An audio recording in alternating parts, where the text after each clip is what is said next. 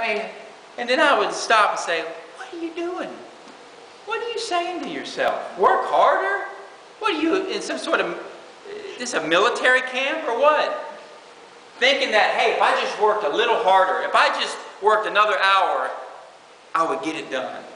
Well, you know what? It doesn't get done.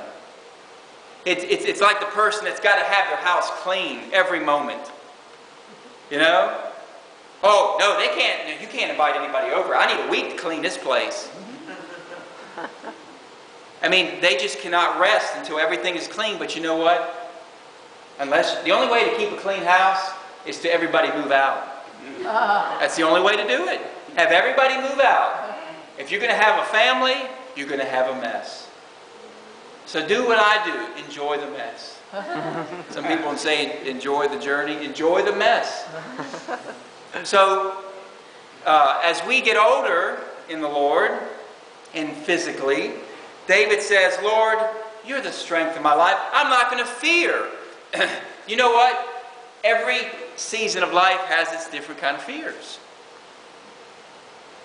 You know, when you were young and fit and worked hard, you probably didn't think much about Social Security. Maybe if you're a little older, you start thinking about, hey, how am I going to live? How am I going to survive? And I tell you, that's a real thing.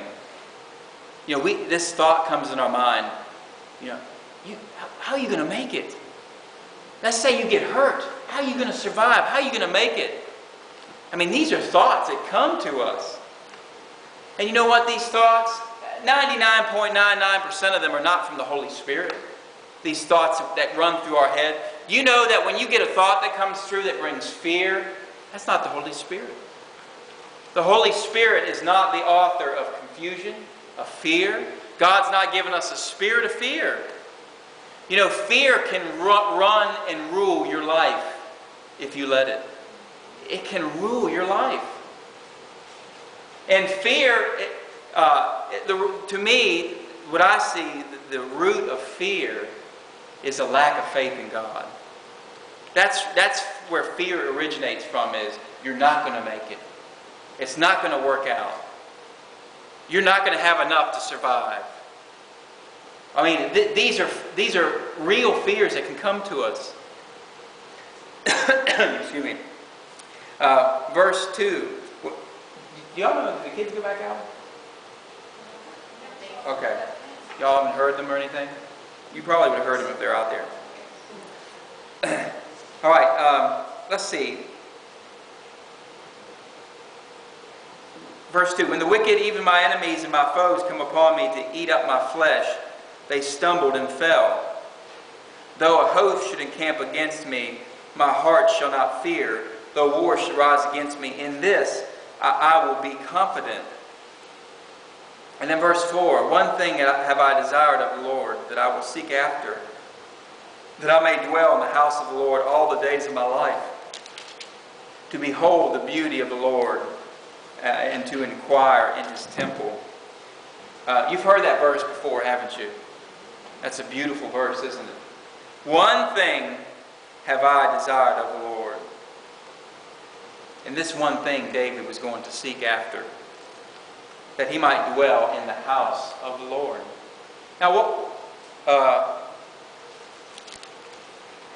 let's see. Can you think of another verse where he talks about dwelling in the house of the Lord? Here he says, that I may dwell in the house of the Lord all the days of my life. Can you think of another psalm where he says something similar to that? What's that? Yeah, well, that's true. I was thinking of Psalm 23. What's that? Yeah, the last verse. Surely goodness and mercy shall follow me all the days of my life, and I will dwell in the house of the Lord forever. You know, this goodness and mercy is following him. Surely it will follow me, and I will dwell in the house of the Lord forever. When David speaks about dwelling in the house of the Lord all the days of my life, he's not speaking about the building. He's speaking about God's presence. That's you in the Old Testament, you would see the manifest presence of God at times very dramatically. in the house, the tabernacle, the house of the Lord. And now in the New Testament, we are the house. You know, we're the temple. God has built this. This is something of God's doing. And you are not your own any longer. This glory of the Lord, His presence, dwells in you. And to behold the beauty of the Lord and to inquire in His temple. I can't tell you how many times that I just kind of felt beaten down. And then I come into this place with all of you and how my countenance changes. You know, sometimes I think, I don't even want to get up and talk to anybody, much less preach. And then I come in here and there's fellowship and I see the goodness of God. You know, I see God's family. I see people hugging one another and encouraging one another and concern for one another. And boy, it's like a little slice of heaven, isn't it? A little slice of heaven. You know, when Queen Sheba came and saw Solomon's kingdom and how his servants acted and how they were happy and how he went into the temple. And she saw everything about the way Solomon operated.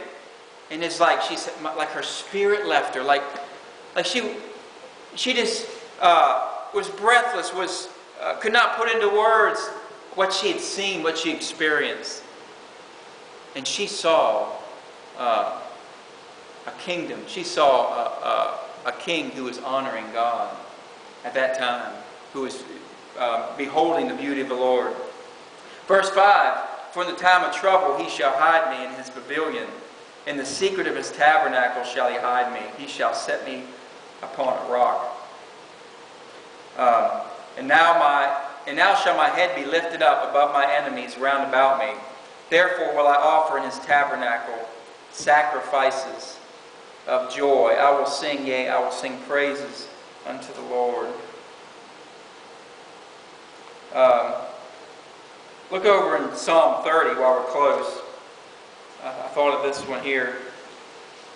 Verse 11, he says, Thou hast turned for me my mourning into dancing. Thou hast put off my sackcloth and girded me with gladness. To the end that my glory may sing praise to Thee and not be silent, O Lord my God, I will give thanks unto Thee forever. Have you ever heard that song? How's that go? Anybody remember that? Thou hast turned my mourning into dancing for me. Thou hast put off my sackcloth. Thou hast turned my mourning into dancing for me, and girded me with gladness, to the end that my glory may sing praise unto